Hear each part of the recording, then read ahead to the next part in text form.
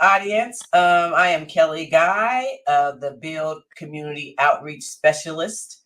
I am also have the privilege today to be interviewing Kay Burnett, and I'm going to do all of her businesses because we know her as Kay the Paint Lady. But Kay also is the owner of the Paint Joint.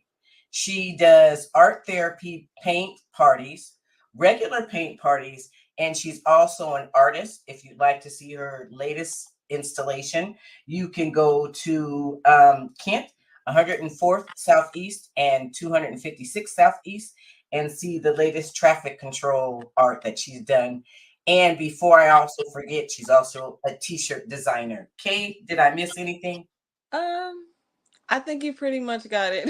Okay. Yeah. Well, thank you for joining us. Mhm. Again, in this reiteration of our community outreach work, we're really trying to support independent contractors and for artists and people in the entertainment industry.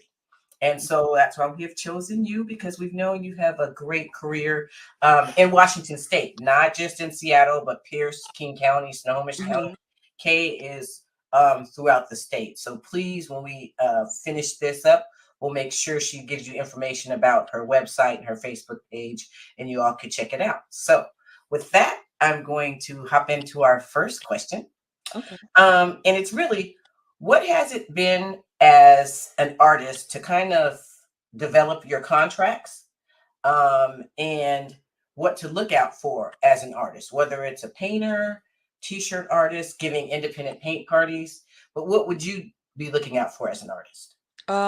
For contracts when I'm just getting new New gigs. business, or if the city's Uh, reaching out, like the art installation in Kent, mhm. you know. Okay, so I just when I'm looking at contracts, I make sure that it has my name on it. That's the first thing.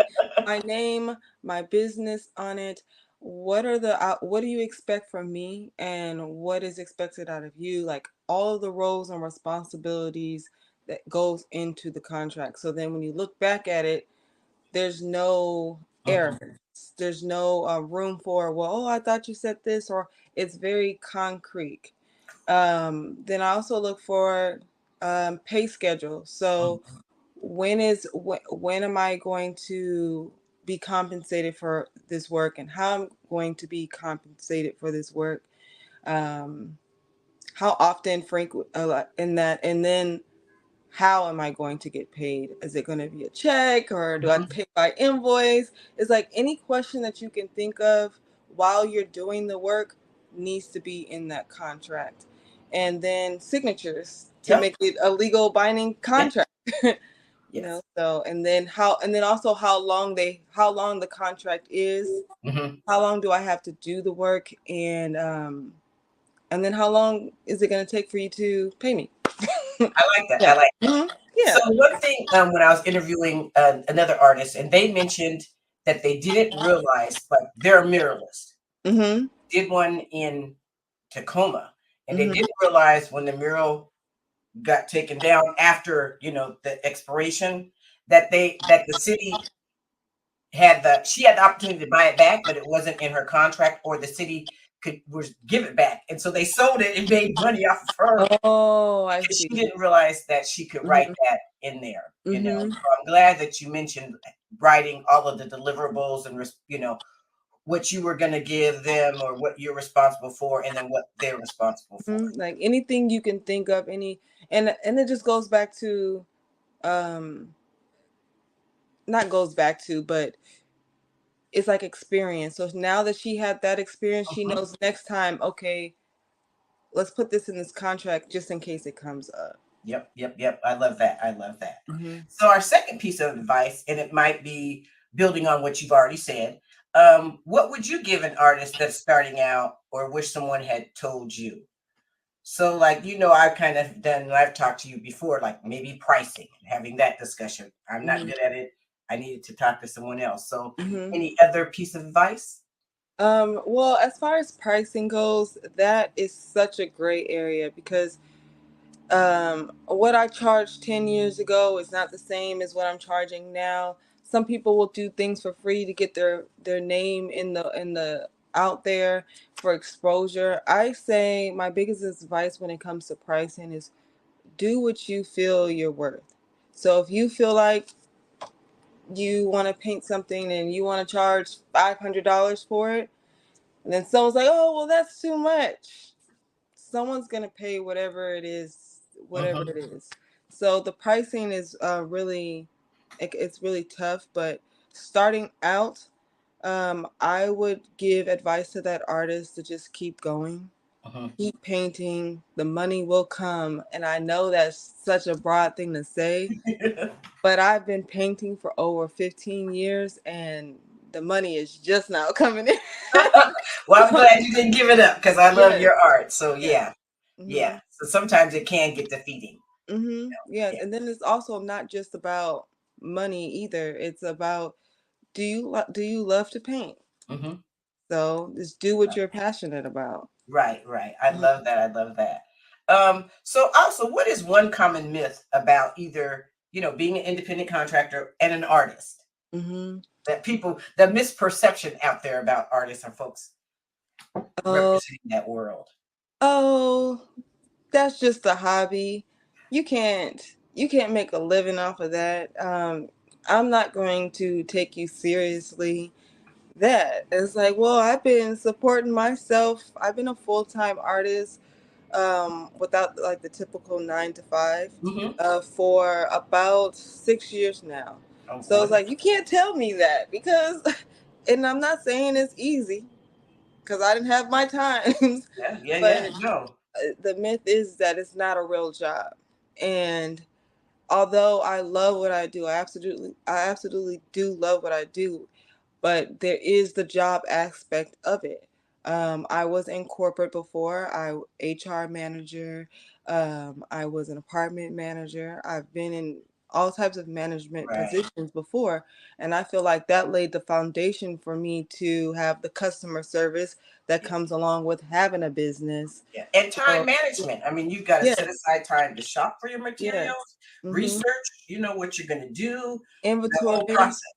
Yes, inventory, everything. Yeah. So all of it ties in together. So it would be it's not a real job, even though I'm making real money Yeah, yeah. and I'm Or the other thing I paying tell people about, paying real bills. yeah, exactly. Or the other thing I tell folks about is like, well, could you write up your own contract and present it to the Right, city? And they're like, right, right, or take because I your have to, ideal as an artist to right, a city. right, because I've had to write out contracts. I've had the city of Kent, that Kent Hmm. controls city box. I had to apply for that. I had to type out things in order to get it. I had to have the city license. I had to have all of those things. Yeah, So, I like that. I like that. mhm, That's another great thing to bring up to artists. You may have to have a 9 to 5 job, but mhm, again, it's building up those skill sets of those interdispersible skills and transferable skills that I think everybody has. right, right. So I think the question before we get to the fun question, um, as the labor standards outreach specialist for contractors such as yourself, artists such as yourself, is there anything that I can do or Bill can do to be more helpful as we engage with the different cities and the different organizations and folks like that? Just bringing art into the conversation, because I'm an art contractor, and sometimes that part does get left out, Hmm. and it doesn't have to be. It could be something as simple as team building or things like that. Just bringing art into the conversation and then sharing resources, too as well. I love that. I love that. And that's why I mentioned in your introduction to art therapy, because I don't think people know they could reach out, Mm-hmm. and have that as part of the team building or a Right. conference, or Mm-hmm. that type of setting. So Right. I love that. I love Mm-hmm. that. So again, we don't do these podcasts long because we want to get the people's interest, not hold them for a long time. So before I turn it over to you to kind of Mm-hmm. share how we can reach out to you, I'd like to have a fun question. So, Okay. if you had to eat one meal for the rest of your life, Oh what gosh. would it be? What would it say to you as an artist, or say about you as an artist? Okay. So, oh, this is shame.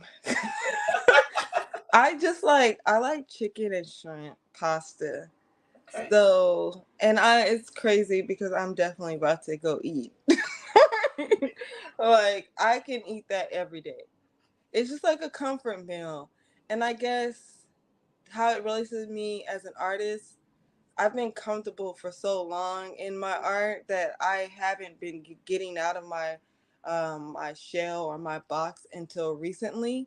So maybe that's telling me that maybe I need to try new foods or something.